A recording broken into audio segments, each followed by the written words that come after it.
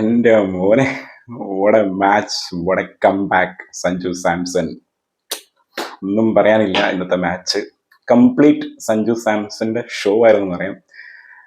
ഒരു ഭയങ്കര ഒരു ഇമോഷണൽ മാച്ച് തന്നെ പറയാം. കാരണം സെമി ഫൈനലിലോട്ട് ഈ മാച്ച് നമ്മൾ ജയിച്ചാൽ മാത്രമേ കയറുള്ളൂ. അങ്ങനെയാണ് ഇന്നത്തെ match. India versus west Indies 195 runs എടുത്തിട്ട് അവരൊരു ഗംഭീര ടാർഗറ്റ് നമുക്ക് തന്നിട്ടുണ്ടായിരുന്നു. 96 എടുക്കുക എന്നുള്ളത് അത്ര ഈസി ആയിട്ടുള്ള കാര്യമല്ല. കാരണം 20 ഓവേഴ്സ് മാച്ചാണ്, നമുക്കറിയാം. ഒരുപാട് പ്രഷർ സിറ്റുവേഷനുള്ള മാച്ചാണ്. കാരണം നമുക്ക് ഈ മാച്ച് ജയിച്ചേ തീരുള്ളൂ, അങ്ങനെയുള്ള ഒരു സംഭവം ഉണ്ട്. ആൻഡ് കഴിഞ്ഞ മാച്ചിൽ നമ്മൾ ജയിച്ചിട്ടുള്ള ഒരു ടീം തന്നെയാണ് ഇപ്രാവശ്യം വന്നിട്ടുള്ളത്. കാരണം ലാസ്റ്റ് മാച്ച് നമ്മൾ ഫസ്റ്റ് ബാറ്റ് ചെയ്തിട്ട് ഒരു ഗംഭീര സ്കോർ ആക്കിയതിന് ശേഷമാണ് നമ്മൾ അവരെ കൊണ്ട് ബാറ്റ് ചെയ്യിപ്പിച്ചിട്ട് ആ ഒരു ജയം നേടിയത്. പക്ഷേ ഇത്തവണ നമ്മൾ ബൗളിംഗ് ആണ് ഫസ്റ്റ് ചൂസ് ചെയ്തത്.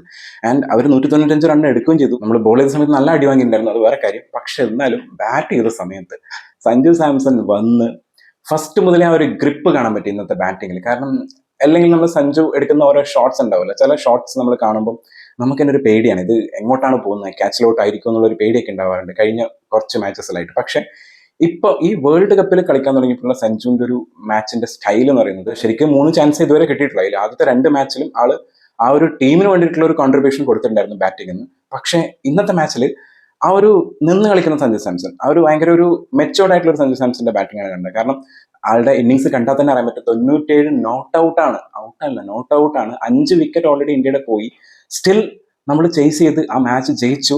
അത് മാത്രമല്ല, ജയിക്കുന്ന റൺസും സഞ്ജുവിന്റെ ബാറ്റും തന്നെയായിരുന്നു. ലാസ്റ്റത്തെ ആ ഒരു 6ഉം 4ഉം രണ്ടും സഞ്ജുവിന്റെ വക തന്നെ അടിച്ചപ്പം അതൊരു പക്കാ ഇമോഷണൽ മൊമെന്റ് ആണ്. സഞ്ജുവിന്റെ ആ ഒരു കഴിഞ്ഞതിന് ശേഷമുള്ള ആ ഒരു പ്രെയർ കണ്ടാൽ തന്നെ നമുക്ക് മനസ്സിലാവും, ഇറ്റ്സ് എ കംപ്ലീറ്റ് ഇമോഷൻ. ആ ഒരു ഇമോഷൻ കംപ്ലീറ്റ്ലി കിട്ടിയിട്ടുള്ള ഒരു മാച്ച്, ഇത് സഞ്ജുവിന് വേണ്ടിയിട്ടുള്ള ഒരു മാച്ചായിരുന്നു. കാരണം ഈ ഒരു മാച്ച് ജയിക്കുന്നതിലൂടെ നമ്മൾ ജസ്റ്റ് ഒരു മാച്ച് ജയിക്കുന്നില്ല, ജസ്റ്റ് ഒരു വേൾഡ് കപ്പിൽ ഒരു മാച്ച് ജയിക്കുന്നില്ല, ഇന്നത്തെ മാച്ചിലൂടെ നമ്മൾ സെമി ഫൈനലിലോട്ട് കടക്കാണ്.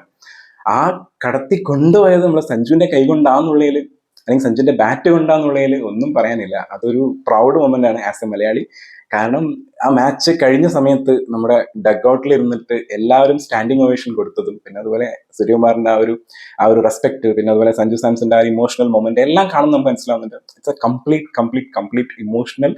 സഞ്ജു സാംസൺ തകർത്തടിക്കി. കാരണം ബാറ്റിംഗ് നമ്മൾ നോക്കിയാൽ തന്നെ അറിയാൻ പറ്റും, ആരും അങ്ങനെ ഒരു 20 റൺസ് അടുപ്പിച്ച് എടുത്തിട്ടില്ല. പക്ഷെ എല്ലാവരും സഞ്ജു സാംസന്റെ കൂടെ നിൽക്കുന്നുണ്ടായിരുന്നു. ആൻഡ് അതിൽ എടുത്തു വരേണ്ട തിലകവർമ്മയാണ് കുറച്ചെങ്കിലും സഞ്ജു സാംസന്റെ കൂടെ കുറച്ചും കൂടി പാർട്ട്ണർഷിപ്പ് ആക്കിയിട്ടുള്ളത്. ഹാർദിക് പാണ്ഡ്യയുടെ ഒരു നോക്കും നന്നായിരുന്നു.